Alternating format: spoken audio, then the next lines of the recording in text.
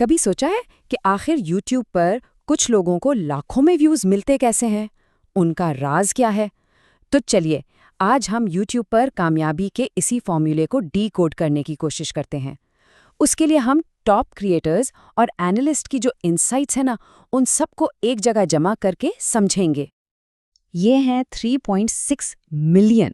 یہ تعداد ہے ان ویڈیوز کی جو ہر روز یوٹیوب پر اپلوڈ ہوتی ہیں۔ ذرا سوچئے، اس کا مطلب ہے کہ مقابلہ ناقابل یقین حد تک سخت ہے۔ ہر ایک ویڈیو لاکھوں دوسری ویڈیوز کے سمندر میں بس اپنی جگہ بنانے کی کوشش کر رہی ہے۔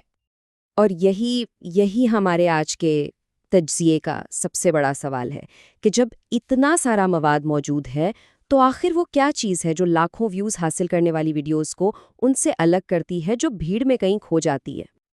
دیکھیں، کامیابی کوئی اتفاق نہیں ہے، یہ ایک پورا سسٹم ہے، اور آج ہم اسی سسٹم کے کوڈ کو توڑنے جا رہے ہیں۔ تو اگر یوٹیوب پر کامیابی کے راز جاننے کے لیے سب تیار ہیں تو چلیے شروع کرتے ہیں۔ آج ہم ان 4 اہم ایریاز پر بات کریں گے۔ یہ سمجھ لیں کہ ایک روڈ میپ کی طرح ہے جو ایک ویڈیو بنانے سے لے کر مسلسل ترقی حاصل کرنے تک کا راستہ دکھائے گا۔ تو سب سے پہلا اور سب سے اہم مرحلہ، ایک دیکھنے والے کو اس بھیڑ بھری فیڈ میں کلک کرنے پر راضی کرنا۔ یہ جنگ کا پہلا میدان ہے اور اسے جیتنا لازمی ہے۔ دیکھیں، تھم نیل اور ٹائٹل کو ویڈیو کے بعد کی چیز بالکل مت سمجھیں۔ گہرے تجزیے سے یہ بات سامنے آئی ہے کہ ویڈیو کی 50% کامیابی، جی ہاں، آدھی کامیابی انہی 2 چیزوں پر منحصر ہے۔ اکثر لوگ کیا کرتے ہیں، 90% وقت ویڈیو بنانے میں لگا دیتے ہیں اور صرف 10% اس کی پیکیجنگ پر۔ اور سچ پوچھیں تو یہی سب سے بڑی غلطی ہے۔ یہ ایک بہترین تھمبنیل کے پیچھے کا بنیادی نفسیاتی اصول ہے۔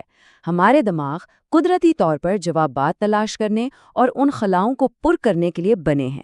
جب کوئی چیز ادھوری محسوس ہوتی ہے نا، تو ہمارا دماغ اسے مکمل کرنے کے لیے بے چین ہو جاتا ہے، اور ایک اچھا تھمبنیل اسی ضرورت کا فائدہ اٹھاتا ہے۔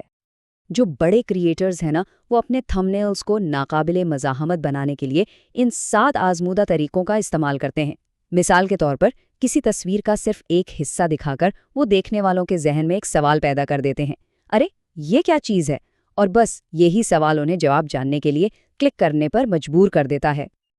اچھا، اب ٹائٹلز کی بات کرتے ہیں۔ مسٹر بیسٹ جیسے کریٹرز اپنے ٹائٹلز کو 50 حروف سے بھی کم رکھتے ہیں۔ کیوں؟ تاکہ وہ ہر ڈیوائس پر مکمل طور پر نظر آئیں۔ اگر ٹائٹل بہت لمبا ہو جائے تو وہ کٹ جاتا ہے اور اس کا سارا اثر ختم ہو جاتا ہے۔ اس سے بچنے کے لیے ہمیشہ پبلش کرنے سے پہلے اپنے ٹائٹلز کو مختلف پلیٹ فارمز پر ٹیسٹ کر لینا چاہیے۔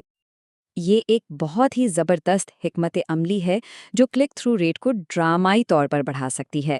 جب ٹائٹل کو ایک ایسے مسئلے کے طور پر پیش کیا جاتا ہے جس کا سامنا دیکھنے والے کر رہے ہیں، بجائے اس کے کہ آپ سیدھا حل پیش کر دیں، تو یہ کلک کرنے کی زیادہ مضبوط خواہش پیدا کرتا ہے۔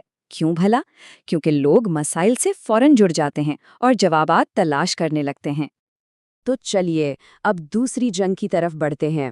ایک بار جب کلک مل جائے تو اصل چیلنج شروع ہوتا ہے، دیکھنے والوں کو ویڈیو پر روک کے رکھنا۔ یہ ایک وائرل ویڈیو کا آڈینس ریٹینشن فیصد ہے۔ یہ صاف ظاہر کرتا ہے کہ الگورتھم ان ویڈیوز کو بہت زیادہ انعام دیتا ہے جو ناظرین کی توجہ برقرار رکھتی ہیں۔ اگر لوگ ویڈیو بیچ میں ہی چھوڑ کر جا رہے ہیں تو یوٹیوب اسے آگے نہیں بڑھائے گا، سیدھی سی بات ہے۔ تو اہم نکتہ یہ ہے کہ اگرچہ ریٹینشن کا فیصد اچھا ہے، لیکن لوگ کل کتنا وقت ویڈیو دیکھتے ہوئے گزارتے ہیں، یعنی AVD، یہ رینکنگ کے لیے سب سے زیادہ اہمیت رکھتا ہے، خاص کر لمبی ویڈیوز پر۔ ذرا تصور کریں، اگر کوئی 30 منٹ کی ویڈیو کو 10 منٹ دیکھتا ہے تو یہ یوٹیوب کے لیے ایک بہت مضبوط سگنل ہے۔ اس سے کہیں زیادہ کہ کوئی 2 منٹ کی ویڈیو کو 1.5 منٹ دیکھے، چاہے اس کا ریٹینشن فیصد کم ہی کیوں نہ ہو۔ یہ ہے ویڈیو کے آغاز کے سب سے اہم اجزاء۔ پہلے 30 سیکنڈ میں ہی دیکھنے والوں کو یہ بتانا ہوگا کہ انہیں یہ ویڈیو آخر تک کیوں دیکھنی چاہیے۔ اگر شروع میں ہی انہیں نہیں پکڑانا تو وہ فوراً آگے بڑھ جائیں گے۔ اچھا، اب تیسرے حصے کی طرف آتے ہیں۔ اس میں پردے کے پیچھے کی میکینکس پر توجہ مرکوز کی جائے گی کہ یوٹیوب یہ فیصلہ کیسے کرتا ہے کہ کس کو کون سی ویڈیو دکھانی ہے۔ یہ ایک بہت ہی اہم تصور ہے جو سب کچھ بدل دیتا ہے۔